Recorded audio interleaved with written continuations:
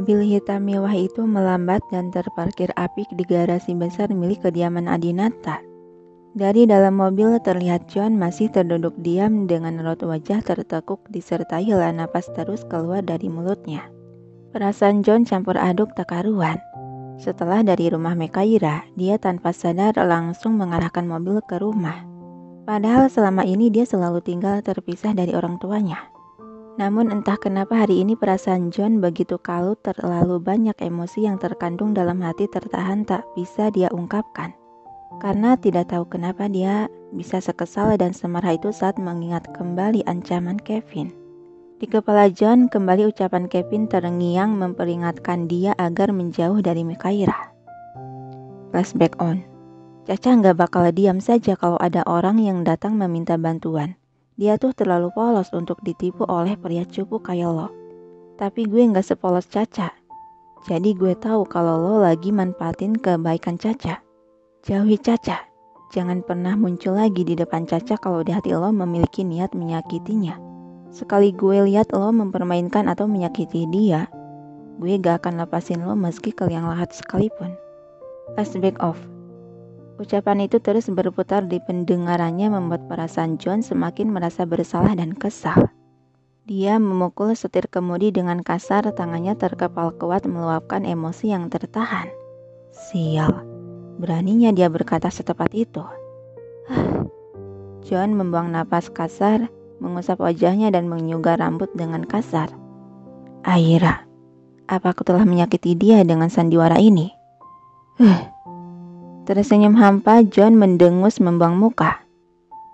Kenapa aku bisa sekesal dan semarah ini jika menyangkut gadis bodoh itu? Apa yang telah kau perbuat padaku, Aira? Apa yang salah denganku? Kenapa kau mengacaukan perasaanku seperti ini? Wajah John tertunduk seiring keningnya menempel ke setir kemudi. Dia merasa sangat frustasi mengatasi perasaannya yang sangat kacau balau. Seharusnya aku tidak seperti ini. Seharusnya hanya Ana yang ada dalam pikiranku. Kenapa si bodoh itu yang selalu ada membuat pikiranku kacau sekarang? Sebuah ketukan pelan dari kaca jendela mobil sontak membuat John tersadar menegakkan kepala menoleh ke arah jendela yang terketuk. Tuan muda, apa Anda baik-baik saja? Seorang pria berseragam serba hitam dengan atribut lengkap sebagai sapam kediaman Adinata berdiri di samping mobil. John kembali menghembuskan napas pelan untuk menekan perasaannya dan memasang wajah tenang dan tegas seperti biasa.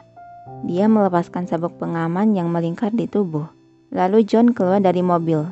Kau cukup berani mengganggu tuanmu, ucapnya sambil memberikan kunci mobil pada penjaga keamanan rumah tersebut. Maafkan saya tuan muda, saya hanya takut Anda kenapa-napa karena Anda begitu lama di dalam mobil, kata pria berseragam sapam itu. Lain kali perhatikan lagi tindakanmu, jika kau masih ingin bekerja di sini, ucap John mendominasi lalu dia melangkah hendak pergi. Baik tuan muda, saya akan mengingatnya. Namun baru juga beberapa langkah John kembali berhenti menoleh ke belakang pada pria berseragam sapam tersebut. Kau, iya tuan muda, pastikan garasi ini atau seluruh halaman di rumah ini selalu bersih. Jangan sampai saya melihat ranting sekecil apapun berserakan. Perintah John bernada dingin dan tegas. Seketika membuat Pak Sapam segera menundukkan pandangan takut. Baik tuan muda, saya akan peringatkan tukang kebun dan pelayan untuk melakukan tugasnya dengan baik dan memastikan langsung agar tidak ada setangkai ranting pun di halaman. Raut wajah John semakin dingin dan gelap saat sekelebat bayangan wajah Mekaira yang meringis kesakitan karena kakinya terluka oleh ranting pohon waktu itu terlintas kembali dalam ingatan John. Akibat kerja kalian yang tidak kompeten itulah telah membuat gadis bodoh itu terluka. Gumam John pelan lalu berbalik pergi meninggalkan sapam itu yang gemetar tegang oleh aura dingin yang ditekankan. Setelah perasaan tegang tertekan tadi mulai hilang, Pak Sapam itu memberanikan diri mengangkat pandangannya menatap punggung John yang mulai menjauh. Sepertinya tuan muda sedang dalam suasana hati yang buruk. Langkah kaki John telah melangkah menapaki teras rumah. Dia ulurkan tangannya mendorong pintu kembar berbahan kayu jati kombinasi kaca itu dengan dorongan pelan tapi pasti. Seperti biasa begitu memasuki rumah, John langsung disambut oleh para pelayan yang berjajar di depan pintu seolah mereka sudah tahu kalau ada penghuni tuan rumah yang pulang. "Malam tuan muda," kata Bio melepaskan mantel yang dikenakan oleh John.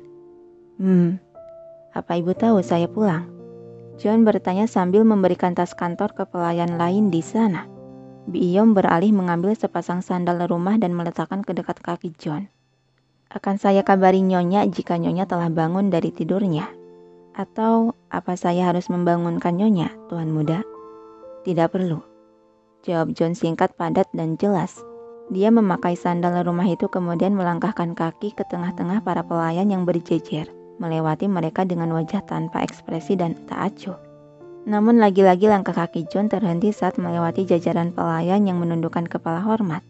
Dia berhenti tepat di hadapan seorang gadis pelayan yang wajahnya familiar dalam ingatan John. "Kau," ucap John terjeda, tatapan matanya menajam bagai elang melihat mangsa untuk dibunuh. Terlintas dalam ingatan John melihat wajah pelayan di hadapannya yang pernah memojokkan Mekaira saat di dapur. Bagaimana bisa seorang pelayan yang sudah mengusik wanitaku masih menampakkan diri di sini? "Tuan muda, maafkan saya. Pada saat itu saya bersalah." Gelagap pelayan wanita itu dengan suara gemetar takut menundukkan pandangan. Dan perasaan mencekam tegang itu menular pada pelayan lainnya yang berada di satu ruangan. Merasakan hawa tertekan yang dikeluarkan oleh John. "Biiom!" Suara John sedikit meninggi, terlihat jelas dia sedang amarah. Segera dengan sigap Biiom menghampiri. "Iya Tuan Muda, usir pelayan tak tahu diri ini. Besok pagi jangan sampai saya melihat dia berkeliaran lagi di rumah ini." "Baik Tuan Muda." Setelah mengatakan hal yang membuat orang tegang, John melangkah pergi menaiki anak tangga menuju lantai atas. Seperginya John, pelayan wanita tersebut seketika ambruk merosot lemas ke lantai, tubuhnya gemetar menahan isak tangis meratapi penyesalan yang telah dia perbuat. Emang apa yang telah dia perbuat sampai dia diusir secara tidak hormat begitu? "Kau tidak tahu ya, dia kan yang menghina calon istri Tuan Muda waktu itu." "Benarkah?" "Iya, aku ada di sana menyaksikan. Berani sekali dia seperti itu." "Iya, mana besok malam calon istri Tuan Muda mau berkunjung lagi kemari." "Wah, kalau gitu kita harus berhati-hati saat melayaninya." "Benar, jangan sampai kita seperti dia." Keributan bisik-bisik pelayan lain yang menyaksikan membuat gadis pelayan yang dipecat itu semakin terisak sakit, menahan malu dan merasa bersalah.